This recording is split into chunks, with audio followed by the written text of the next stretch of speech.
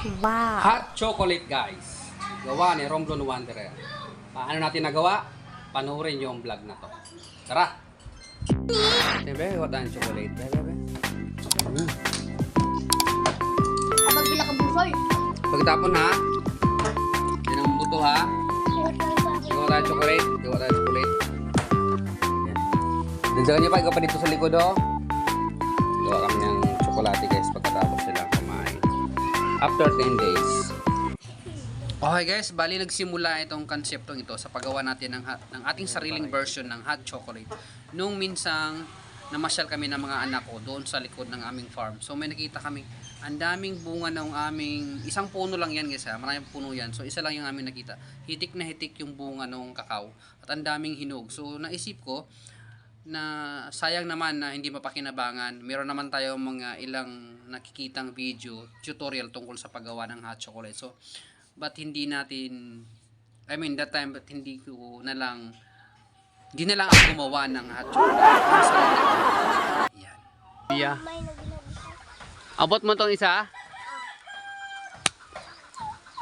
Yes. Ito. Abot mo ba?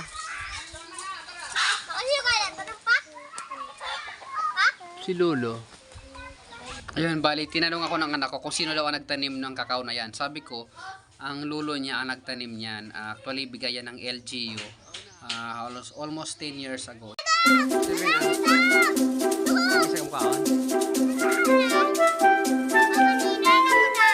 Oo. Ay, hindi mabuyo. Mahirap na mabuyo.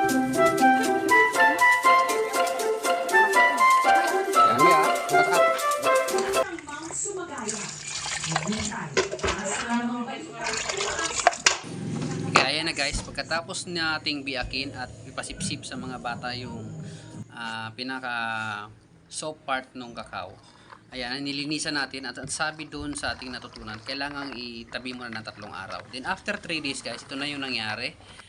Binibilad na natin.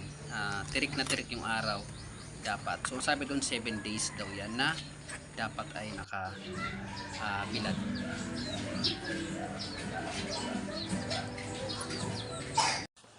Okay guys, literally umalis talaga tayo ng Romblon. Halos 2 beses tayong umalit ng Calapan dahil sa aming professional interview. So iniwan ko muna yung mga kakao doon sa aking pamangkin na bantayan niya baka maabutan ng ulan. Okay? Enjoy ko muna yung aking work related na travel doon sa Calapan.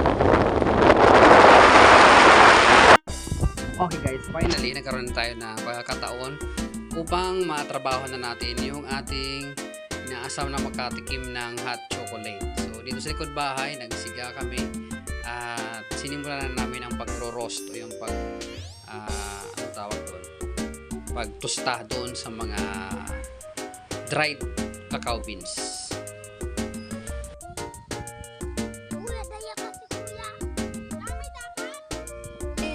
Puno, parang marami na naman. Ayan, habang nagro-roast tayo ng mga dried cacao beans, iniwan ko dun sa aking mga anak at sa kanyang mga barkada. At binalikan ko uli yung puno na inakyat namin almost 2 weeks ago. At ito guys, ang aking nakita, ang dami na namang bunga. Hello guys, ayan.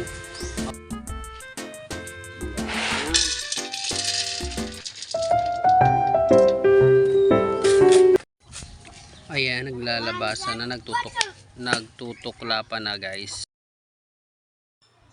Ayan guys, pagka testingin mo na tumutuklap na yung balat, indikasyon na malapit nang maluto yun. So ilang minuto na lang kailangan mo nang alisin sa apoy yung kawali. Ayan na guys oh. So tinahip-tahip natin kasi mayroong mga Bulat. Meron pa mga balat na maliliit. So kailangan tahipin. Yan, ganda ng texture niya, oh. Para na siyang utoy. What? Ayan, nag-prepare na tayo ng niyog na panggata doon sa ating gagawing hot chocolate. So sa halip na condensed milk o evaporated milk ay natural na gata ng niyog ang ating ihahalo doon sa ating hot chocolate.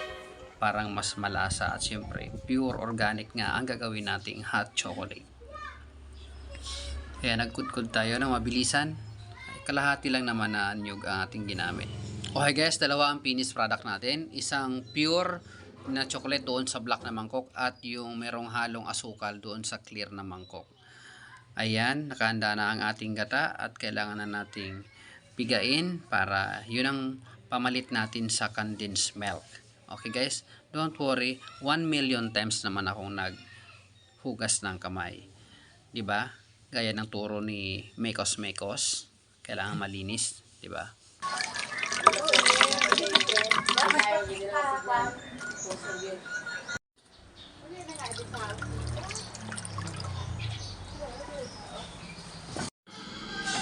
Gawa tayo ng 6 na baso. Ganun na.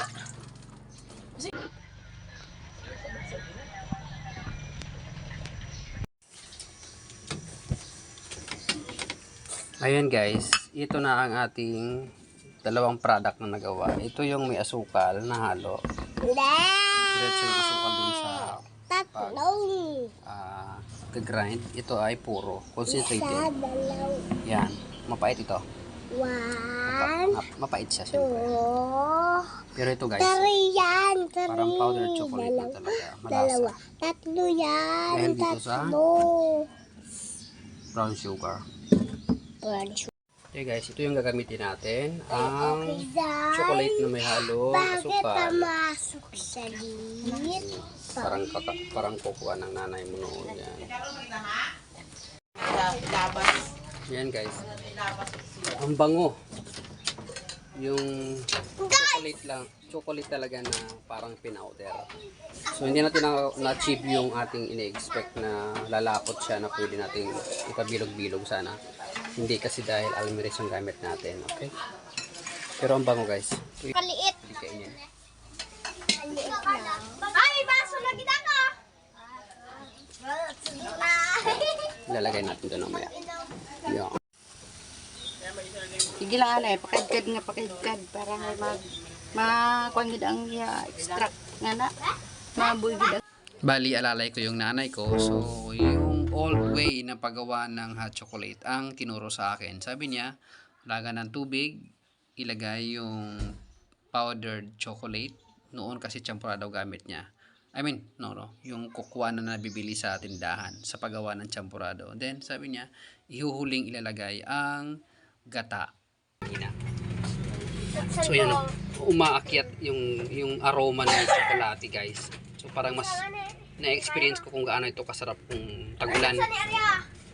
Kaso nga lang, ngayon, biglaan lang kasi ito, kaya tayo nakagawa ng ganito. Actually, matagal na nating planong mag-content ng ganito. At least ngayon na natsambahan natin na hindi tayo busy. Ayan. Hi guys, bago tayo magtapos, salamat pala sa mga nag-contribute ng idea. Nung one time nag-post tayo doon sa isang GC ng mga gardeners. So, nagtanong tayo kung ano ang gagawin para maka-achieve tayo, makagawa tayo ng mainit na chocolate. Nangyari lang yung gas dahil doon sa medyo maulan nung nakaraang linggo, kaya napaisip tayo kung paano gumawa ng organic chocolate. So, ito na guys, tapos na. Shoutout doon sa mga nagbigay sa akin ng suggestion. Okay, mabuhay po kayo. Maraming salamat. Natapos namin, na-accomplish namin ng mga bata. Itong aming chocolate. So,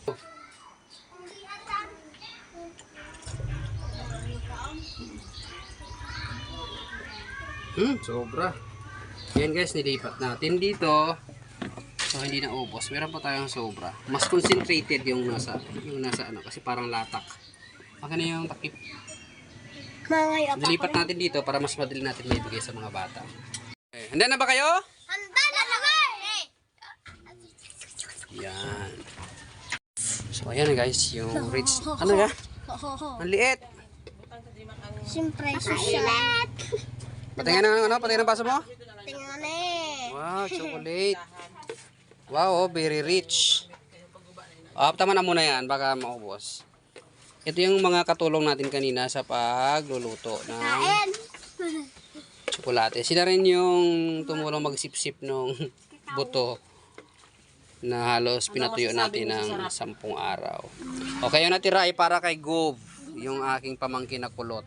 Okay? Oh. Oh, sige, review. Anong masasabi nyo? Anong lasa? Masarap. Masarap. Wala, bigyan nyo mo, sabihin mo dali. Kuhan mo ng baso dito sa bigyan mo doon, ha? Lahat na ito yung patinda. Yan. Okay guys, bye-bye. Yun ang ating vlog tungkol sa paggawa ng hot choco. All organic guys. All organic. So, ganun pala. So, nagsimula tayo ng alas 10, natapos tayo ng alauna. So, ganun. Ganun ang paggawa ng hot choco. Masarap ha? Thumbs up. Masarap. Thumbs up. Okay. Bye-bye. Bye-bye. Bye-bye. Bye-bye. Bye-bye. Okay.